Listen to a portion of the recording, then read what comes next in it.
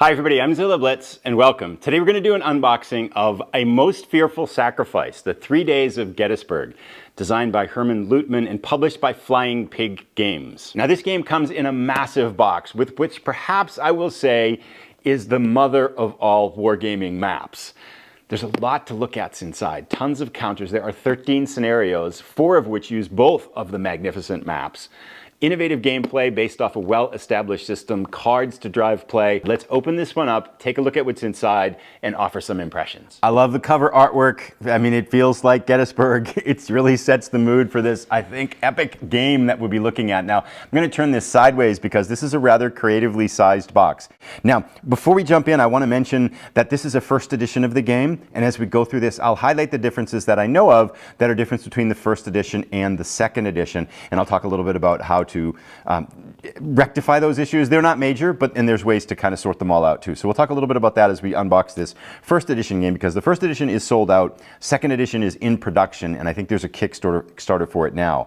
And speaking of Kickstarters, I want to kind of quickly go through the Kickstarter editions because I think those are available for the second edition too, and I think a couple of them are worth mentioning here. One of them is you get Union and Confederate dice, 3 dice for each side, and you'll notice that the numbers have different colors. So in this system, when you're rolling dice, you're not always just adding them up. Sometimes what you're doing is reading black, red, and white, and you can see the numbers are different here for both sides, and then the one's Union flag, and the one is the Confederate side. So kind of a neat little touch. These are not my favorite of the Kickstarters. I'm going to talk about my favorite 2 things from the Kickstarters, but the dice are a nice addition for sure. And there are some dice in the game as well. Now, another thing that you get is this handy dandy mouse pad. I actually need a new mouse pad, so I'm going to put this one to use right away. Map of Gettysburg with a couple of counters on it. It's nice, good kind of, I mean, it's a mouse pad, right? So it feels like it's going to work fine, and I'm excited to put that to use. That one's not my favorite yet either, though. We also get some card sleeves. I assume there's enough of them for the cards in the game, but I haven't really done the math on that yet. But this is a card, the cards play a big role in how this game plays out, and we'll take a look about that as we get into the game a little bit more, but those are the card sleeves for them. My second favorite Kickstarter edition are these map borders. So you get 4 of them, and there are 2 Confederate ones, artillery and then rifles here, and 4 altogether. So the game has 13 scenarios in it, and 9 of them use a single map, 4 of them use both maps, and the big map, we'll take a look at the maps later, but they're big. But some of those smaller scenarios that only use one map only use a very small portion of the map. These are map borders for those scenarios, and I feel like that's actually going to be really helpful. These are kind of the same consistency and fabric and material as the as the mouse pad, so I feel like they're going to work really well, and then you don't have to worry about where the limits to that particular battle are. So kind of a neat little Kickstarter edition there. This is my favorite Kickstarter edition though, because I like Kickstarter editions that add gameplay features. So this is a set of cards, activation cards, core activation cards for Stonewall Jackson. And this asks the hypothetical question, what if Stonewall Jackson didn't die at Chancellorsville? How would he have impacted the Battle of Gettysburg? So just a few cards, but they add a whole another angle of depth to the game, which is really nice. I really like Kickstarter elements that add gameplay additions to play. Now, that's the Kickstarter editions. Let's get into the current edition of the game here and take a look at it. I'm going to flip this over and show the backside first here.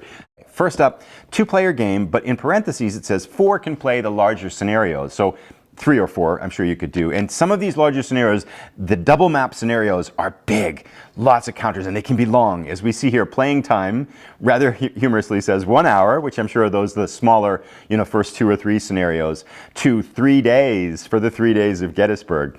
And game scale is each turn is 1 hour, so a 3-day game, you can kind of do the math. I'm not sure if the night turns are accelerated. They very well might be, but still, that's a lot of turns, a lot of gameplay. So this has got, I would say it's got a monster edge to it at that largest scale, but I think the thing I really like about it is looking at the 9 single map scenarios. There is a ton of gameplay without ever feeling like you need to get to those 3-day ends of the scale there. So tons of stuff in here. I wouldn't say, oh, I can't play the full battle. There's nothing for me in this. That's definitely not a fair assessment of this game. Now, a couple of other scale things that I'll point out. Each hex in the game is 200 yards, Each strength point on a unit is about 100 men, so that gives us roughly, what, 100 to 1,000 men per counter. There might be a couple larger, certainly aren't any smaller than 100, but you get the idea, and we'll talk about that as we look at the counters then as well. I mentioned each turn is an hour, and then the counters themselves are either batteries or regimental level, so kind of that small operational, high tactical level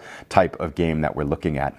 So, with that being said, I'll mention complexity, and I'll mention what I think is the solitaire rating for this as we take a look at the gameplay elements and some of the cards inside, because I want to comment on both of those things. I think they'd be very helpful for people that might be thinking about picking this up, and I have a lot of things to kind of say about that after looking at the components and reading the rules and things like that. So, let's get this creatively opened here now.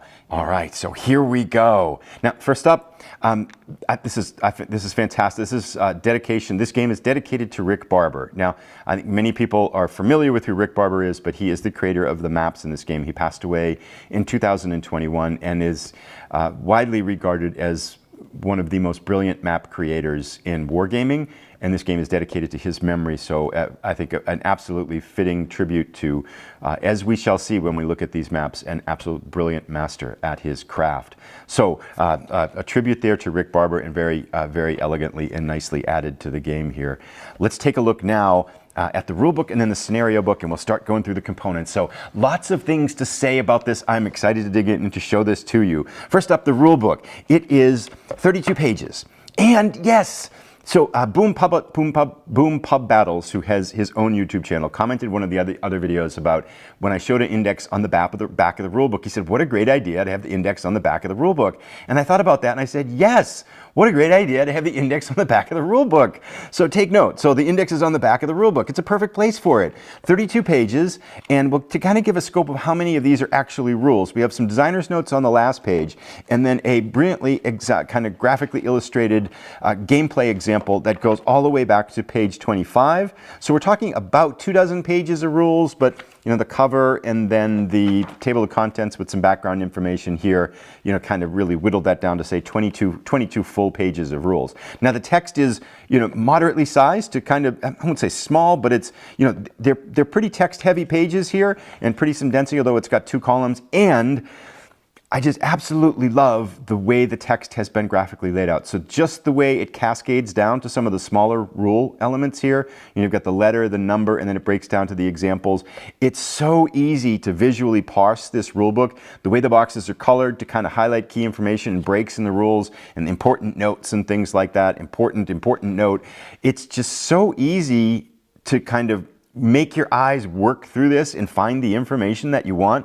The column titles, the titles here are bolded in just the way they stand out nicely, brilliantly laid out, and actually that stuff matters, right? It just makes it so easy to parse these rules. Now, having said that, there are a good amount of rules and there is a good amount of text, also a close-up on a couple of pages here and things like that. There are some graphics to help Lander. I've read through them about 45 minutes now, and you know, my initial judgment of the rules are very thorough and very clear. Now there's definitely, you know, the expansive rules for a game. I would rather have expansive, thorough, and clear rules than a narrower rule set that looks relatively straightforward. And then when you get into gameplay, you realize it doesn't cover a lot of the edge cases. So I really like the way this is written. I found it's very simple to understand the paragraphs, and I like the articulation here. Now, I also want to mention one of the differences between the first edition and the second edition is the rules. So if you have the first edition rule set, I don't think there are significant differences, but there are some. So if you have the first edition rulebook and you want the second edition rulebook,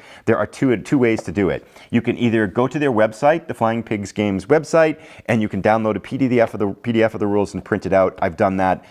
My printer is a little bit off, so that's why it looks a little bit goofy. So I definitely will use those to play the game. I just want to show these because these are visually more representative of what you'll get if you get the game. Now, there is also going to be, I think, a set of player aids in the second edition rulebook, which constitute the items that are changed between the first edition and the second edition, available for sale on the Flying Pigs website at some point in time with a relatively limited order set. So if you want that, you want to keep an eye on their website. It's not up there yet as of the middle of February, but I assume it would be coming sometime soon. So if that's important to you, if that's the route you want to go, and we'll talk a little bit about the player aids when we get there too, that's something to be aware of. Now, there's one thing in the rulebook too, before we jump on, that I want to call attention to, that we're going to talk about when we get to the cards, because I think that that's the best place to do it. I want to highlight one of the mechanics in this game that I think really distinguishes the gameplay and distinguishes the system and is good to know about before you buy the game, because I think it's going to influence kind of the complexity of the game, and I think it's going to also influence, in a very positive way, the ability to play this game solo. So there's a command decision phase and then there's a card draw phase, and they both influence how cards are used, and the deck of cards are used to manage gameplay. And I think this is one of the unique mechanics of this game that you're going to want to know about before you buy the game. And I think it's a really exciting mechanic. I am very excited to play it, and we'll talk about that in the game system when we get to the card deck, but I wanted to mention it there. I do think at this time, having looked at the rule book and how many rules there are and what's here and what's going to say there, I am going to say this is like a 5 out of 10 on the scale of complexity. I think it's a very manageable game, and I wouldn't let the complexity or the size scare you off. I think this is a very, very manageable game, and I'm very encouraged. I mean, you don't know it until you bring it to the table, right? And we're doing an unboxing, but as of where I am right now, I'm very encouraged by the clarity of the rules, by the thoroughness of the rules, by the scope of the rules, and I feel like a 5 is a very good way to do it. And I think it'll be a very enjoyable learning experience too. I've enjoyed reading the rule book so far. So very positive things to say about that so far. Now, let's jump in and take a look at the scenario book. Not too much to say about this other than to kind of show some ideas on what are here. And here we see, scenario 1, the slaughter pen. This uses just down here, you can see just this little colored section of one of the maps. And then it is, I think it's, how many turns is it here? 5 o'clock, it says, it lasts only 3 game turns, starting at 4 p.m. and ending 6 p.m. So this gives you an idea of, small game scale. This one here is scenario 2. Is only 4 game turns, getting perhaps a little bit bigger section of the map, pretty close to Gettysburg there. As we go through, we can see scenario 3, which again is 4 game turns long, a few more units and things like that, taking a little more page. But you've got a number of scenarios here that kind of are manageable in a very small amount of game time, and yet I think you're going to offer some pretty fun and unique gameplay here. Then scenario 4 covers the entire first day of the battle and has 3 possible lengths: medium, large, and a full day. So even within scenario 4, you've got 3 options there to play it in different ways: 9 a.m. to 3 p.m., 9 a.m. to 6 p.m., and 9 a.m. to 8 p.m. So you can keep going. And this is where they start to get a little bit bigger, and this one uses a full entire map. So we won't go through all of these, but just want to give an idea. Here's another smaller one. It's only 4 game turns long. So a lot of these scenarios are very manageable in a small amount of time, small amount of units, kind of exploring different days in the battle and different portions of the battle from different angles. So I think this is a kind of thing that, these smaller scenarios allow you really to play different parts and kind of significant moments in the battle. And yet, if you want to go big, you can start to go big when we get later on in the bigger scenarios here, as we'll start to take a look for them here. So that's scenario 7. Here's scenario 8, like hailstones upon the rooftops. This scenario covers the situation around Cemetery Hill and Culp's Hill in the late afternoon of July 2. So kind of in a bigger battle here. This one goes on for 4 game turns from 6 p.m. to 9 p.m., but there's a good number of units in here too. This is called a medium, and actually by kind of comparison, each scenario is listed as a size. So this one is called medium, and it tells you right up front, and it's listed that way because of the great number of units involved, not because of the gameplay length. And here we go. We start to get these. The enemy is here, scenario 9. That's our full one right there. And this one here is the enemy. It covers the key fighting on the second day of the battle. So it starts to get really exciting when we see these big ones. And we'll take a look at the map in a while too, because that's, I think, going to be the highlight. Scenario 10 is a small scenario that recreates one of the most iconic and infamous charges in military history, Pickett's Charge. 3 game turns, 1 p.m. to 3 p.m. Scenario 11, 1 continuous roar. And then we get to scenario 13. Is that it here? Or did we pass it there? Scenario 13, this is a more open grand battle. This is a variant, that's right, on the 3-day battle. Scenario 12 here then is this is massive, right? This is like 4 pages here. All This Is My Fault. This is the historic grand battle scenario that will cover all 3 days of the Battle of Gettysburg, unless one player or the other concedes before the 3rd day. So just a ton of stuff going in here, reinforcement schedules, using both of the maps. So I think there's gameplay in here for people who want to play for a couple hours. Gameplay in here for people who want to play for 3 days. The grand scenario, challenge accepted, right? I mean, that looks pretty cool. So, okay, so that's the scenario book, and that is the rule book. Now let's jump in and take a look at the counter sheets here. Now, there are 5 of them here, and I think I measured them out at roughly 3/4 of an inch, and I think the rule book says they are 13/16 of an inch, so maybe a little bit bigger here. So the gold here, oops, one of them's coming out here ready to play. Put that off to the side. The gold here are the Confederate units, and they all have 2 sides to them. The front side is the kind of the ready state here, the full state, and then the back side is what's called the battle-worn state. There is also a shaken state for units, by which you're going to drop a shaken kind of marker onto the unit itself. But the battle-worn side is the reduced side, and we can see that the numbers are smaller. And as we're here on this, so we're looking at some of the Confederate units here as we look at nice high-quality units, all pre-rounded, and again, nice big size. As we're going to look at this, this is going to be pretty easy to manage as we get on the maps out there too. So here are some Confederate and Union forces here. And let's take a moment. I'll show some of these. I just want to kind of highlight some of the information on the counters. So there's really 6 pieces of information on each counter. The top left is the corps identifier. So 1, 2, 3, 4, and various things like that. And then in the middle, you've got the brigade commander. And then connected to the brigade element on the right-hand side, we can see just kind of little red splashes. That's how many counters are in that brigade. So looking here at the Rowley counter, counter here, we can see there's 2. So there's going to be 2 counters, 2 regiments that make up this Rowley brigade. And then you've got the division identifier here in the top right, and these are abbreviated to signify the leader of the division. Now, down below we have 2 numbers. The left number is that strength point number, and again, each strength point signifies about 100 men. So this is going to be about 900 soldiers, and then the battle-worn side is going to be less, down to like 5 there, so a little bit half strength. So that's, they've been beat up there as they're going forward. And then the right side here is kind of the indicator of the elan and the experience of the unit. So 2, 4, and things like that, dictating their kind of quality a little bit there. So that's kind of what, and then a pictorial representation of what type of unit it is as well. So that's a little bit of information on each one of those counters there. And again, these are gorgeous. They're just really nice artwork. Here are our markers as well. So we've got victory point hexes, bivouacs, again for probably the night turns there, reroll any dice turn, skirmish order, lots of different things that you're going to be dropping on these, game turn marker and things like that. And these 2 are double-sided for various other functions that they're going to be performing too. So these look fine. Now these are not pre-rounded, so break out your counter clipper if you want to round these off. But again, these are the markers and not the units themselves. Then we have a couple more here.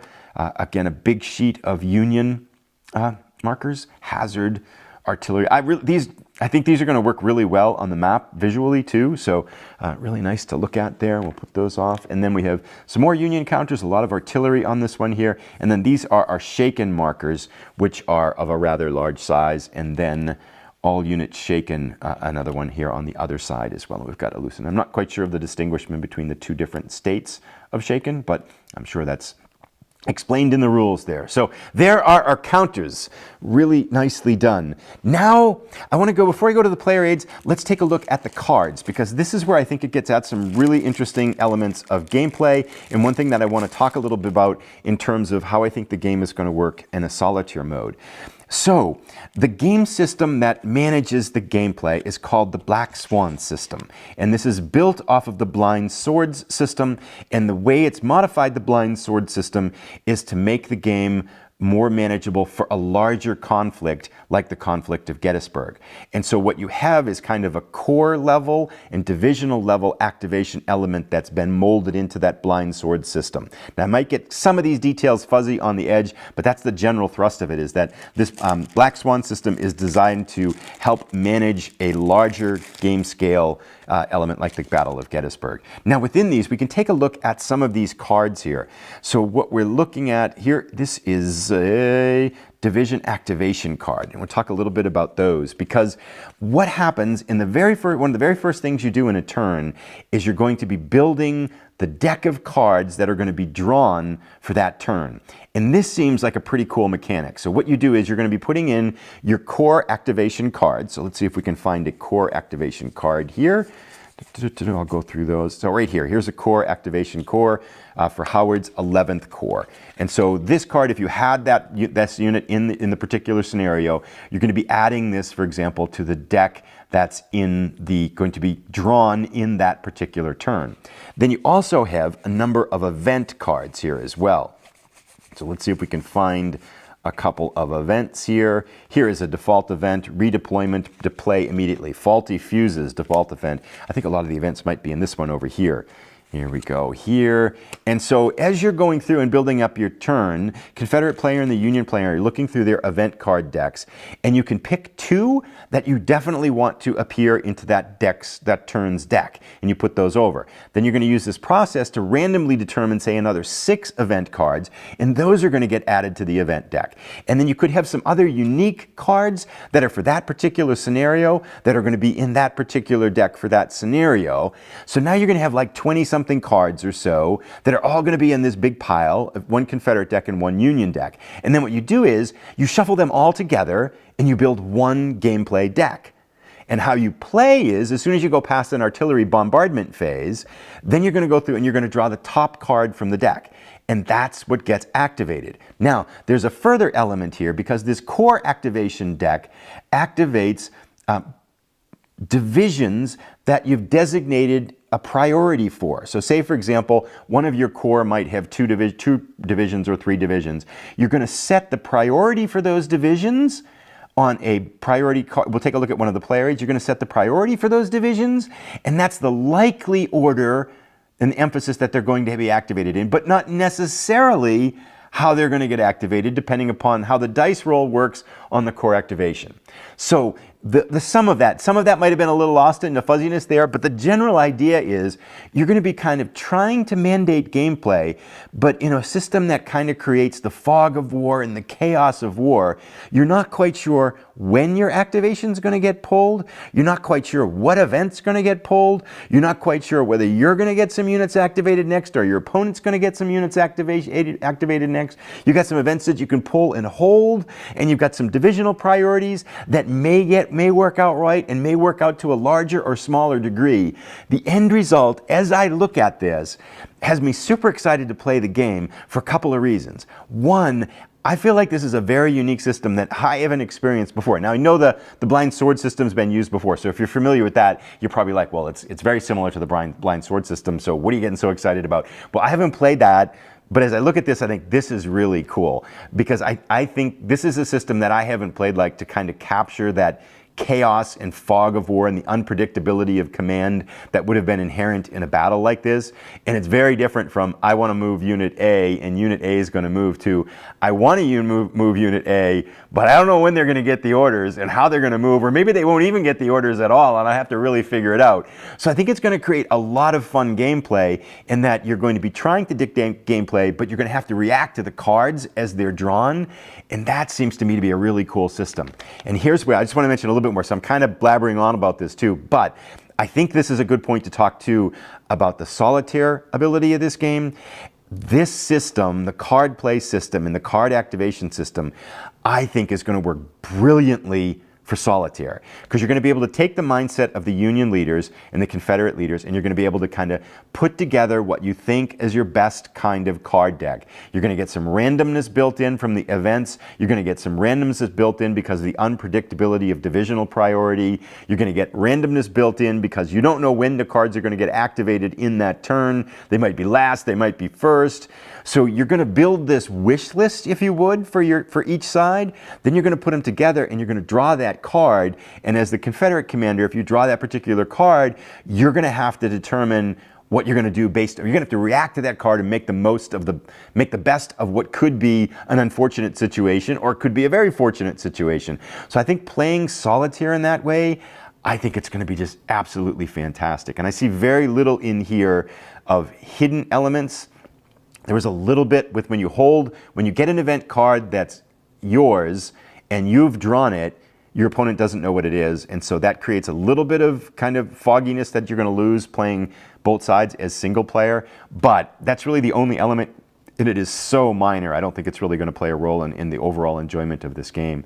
And to go back to that whole idea, as much as I love a double map 3-day full battle of Gettysburg that's going to take a long time to play, that's tough to get 2 people to be able to do that, right? I mean, and play it out in a way that's not going to tie up a table for an extended period of time. But solo, you could do that probably in a week or maybe even a little bit less, or maybe even a couple weeks. And tying up a table in your own home when you only have to rely on one player, I think that's going to be an accessible way to get at that larger scale game. So I am very excited to see how this works in solo, and I think this system is going to work really, really well. Now, I've effused enough about that too, so let's move on a little bit now to the player aids, but hopefully that kind of explains a little bit about the card deck system, the gameplay system, and then how I think it might work for solo ability. So now let's take a look at the player aids, and I think there's a few things to say about the player aids. Let's take first a look here at, these are the command display. So these are single-sided, the Union command display. And this is where we get at those divisional priorities. So if you have Hancock 2nd Corps, you're going to place divisional priority 1, divisional priority 2, divisional priority 3. Then when that Corps card comes up, it's going to tell you to activate a certain portion of division priority 1, or perhaps division priority 2, or perhaps both. So there's kind of both degree and scope, how many units get activated and what units get activated. And this is where you set these divisional priorities. So you'll want this off to the side, or if it's a smaller scenario, on the map. And there are 2 for the Union. Given their larger scope here, relatively the same, so we could take a look at that one. And then we have 1 for Confederate forces, given they're relatively a little bit smaller size there in terms of the number of corps that were at the battle there. So those 3 player aids, and those 3 player aids are fine. Now we do have a little bit to say about these other player aids. So there are 3 of them here, and they are all double-sided. And this has been mentioned, I think, in a few places too. I will say it here, the print is small. Okay, it's just small. This is the combat results table, and I'll show a couple close-ups on these. But yeah, the print is it's tiny. Now, I've been fortunate to have good eyesight for near sight. I can see things up close pretty well. And so I don't have trouble seeing the combat results table, but in less than perfect light, I think this one would be challenging. And likewise, too, on some of the elements here, too, of the combat resolution, combat event table, and the close flight resolution table, these are tiny. I think if you do have aging eyeballs or some deteriorating eyesight, these are going to be a little bit challenging. And I'll talk a little bit about some solutions for that going forward, too. Scenario setup guide, it's small, but I think this is fine. This is roughly the print size, I think, of the rule book. That looks fine to me. This one, again, here, this back side of it, this is kind of tiny. I think if you are having eyesight issues, or you're playing this in a low light situation, this is going to be a little bit tricky to read. This one here, though, even I'm struggling with. I have good eyesight up close. The sequence of play and the command table results, this is tricky for me to see. I really have to work to see kind of the smaller print on this one. So yeah, and this one here, the terrain effects chart, I can see it, but yeah, these are so tiny. Oh my goodness, they're small. Now the information and the layout, this looks really good, but yeah, these are small. Now, so the question is, okay, what do you do if you've got these? So the good thing to know is that this is one of the differences in the 2nd edition. I think some of these are going to be 11 by 17. They're going to be a larger scale. So your problem solved if you are going to get the 2nd edition. The question is, what do you do if you have the 1st edition and you want to rectify the situation? Well, what I'm pretty happy with is on the Flying Pigs Games website, they have these for 8.5 by 11 inch size that are actually, now my printer was kind of messed up, my color printer. I had to shake the cartridges and stuff like that. So these didn't print out well, but I fixed that now, and I can print these out really well. These solve the problem. So I've printed out 6 of them here, all single-sided. You could do them double-sided. Sequence of play and things like that. They're all here with the relevant information. This one here is the command table results, and they're very visual. So this, I think, is probably going to be the solution that I'll go with. I've got these printed out on very light cardstock. I'm going to reset the printer and do it so they come out really nice, and then I might even laminate these. I'm pretty happy with this. A second solution is you can just squint or get a magnifying glass. That's one possibility, I suppose. Third solution is they do have some 11 by 17 versions that I think you can download from the website. You could take those perhaps to like a print center, like we have Kinko's here in Minnesota, that we could print out and maybe get some of the 11 by 17 ones. I actually, to be fair, I kind of like them at 8.5 by 11 size. I think they're a little bit more manageable, and I think I'll be able to kind of stack them up and rifle through them a little bit faster. So I'm kind of inclined to this solution. The last scenario, if you do have the 1st edition, is that they will be part of that optional set that you can order that has the rulebook and the player aids, and that takes care, I think, of, as far as I know, the only differences between the 1st edition and the 2nd edition. I don't know if there are map or counter changes to it, but I think, as far as I know, those are the only differences there. So yeah, I mean, the play rates, I like the layout, I like the color scheme, I like the information, everything's really good, but yeah, there are a couple of them that, unfortunately, they just really are kind of hard to read, and especially if you have less than ideal eyesight, that's going to be a little bit challenging. But solutions are out there for you, and if you're getting the second edition, you have no worries. I'm not sure I mentioned these, they got slipped out in the process, but here's a set of dice too, black, white, and red, one for each side. The moment we've all been waiting for, the maps. This is a long unboxing, but hopefully if you're here for the best part. So, well, not that the other stuff isn't good, right? But this is like amazing. I'll show a zoomed out version of this. Now each hex on this is about 1 1/8 inches wide as I measured it. You get 2 maps, 30 inches by 41 inches. If you put them together, it's 60 inches by 41 inches, so roughly 5 feet by 3.5 feet, you know, roughly give or take an inch or two on one of those measurements there too. Now I will unfold these, but given the scope and size of the maps, I am not going to be able to show very many of these here on this unboxing here, but I will show close-up images of them, and I've shown that zoomed out one here. I don't think there are words for how good these maps are. So when I opened them up, I put them out on the living room floor to kind of take a big drawn back picture there, and just was kind of staring at them. I probably spent a half an hour just looking at the maps. They're so gorgeous. You know, at some point I want to do a game for the most beautiful maps that I've experienced in wargaming, and I don't think I'm giving away a secret by saying that this map will be in that video for sure. I don't know if it'll get #1. I can't go that far, but it's there.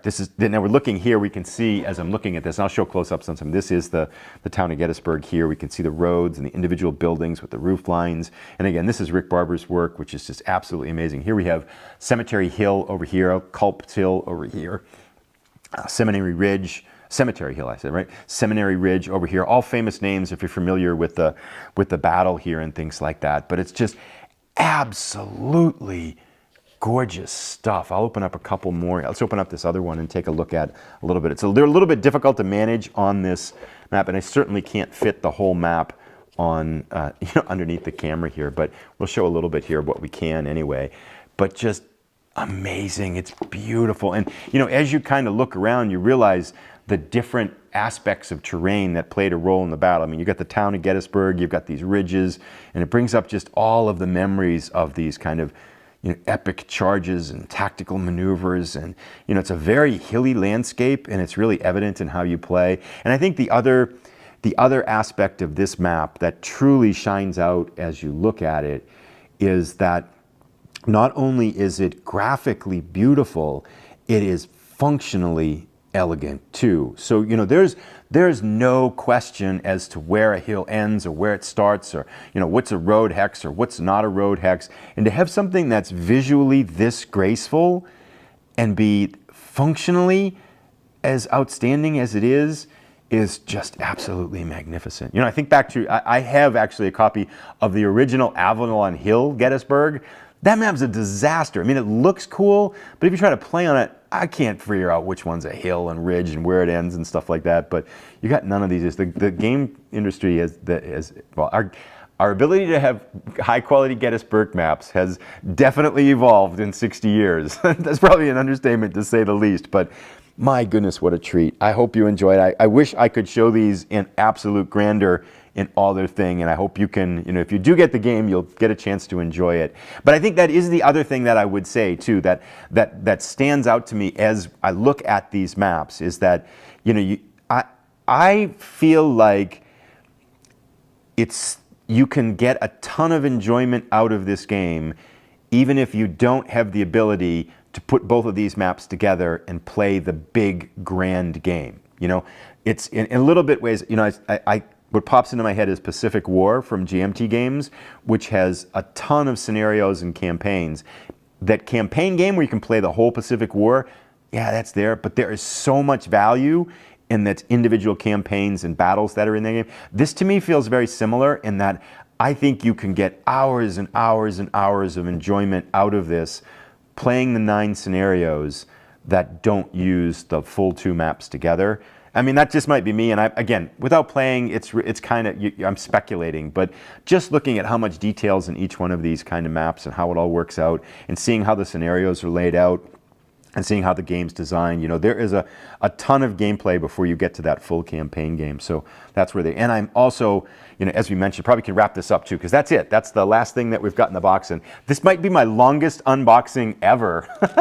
So, ton of stuff to look at here, but hopefully it was a visual treat here to look at, and as it was to make.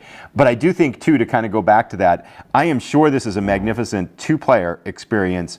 I am super excited to try it solitaire as well, because I think that the Black Swan system is going to be such a joy to play solitaire because of the unpredictability of how those card decks are going to unfold as you're playing a particular turn. I think that's going to be really fun to react to and play as you're playing both sides solitaire. So I'm very excited. I mean, again, you don't know until you give it a try. I'm speculating, you know, from looking it over, from spending about an hour with the rules and looking at the components, but yeah, I think this is going to be an absolute joy to play. So I'm very eager to get in and dig into it. And I am going to bring gameplay to the channel, probably one of the smaller scenarios. Definitely not going to bring the full 3-day gameplay to that would be probably like 50 videos for sure. But I want to bring some gameplay. There are a number of games in front of it in the queue, so it's going to be a couple months, probably 2 or 3 months before I'm able to bring it to the table, but at some point it will get here, and I am definitely looking forward to showing some gameplay as we go forward. If you have questions that I can answer, please feel free to ask them. I hope you've enjoyed this unboxing. I will put a link to related videos right here that you might want to check out, and have a great day, everybody. Take care.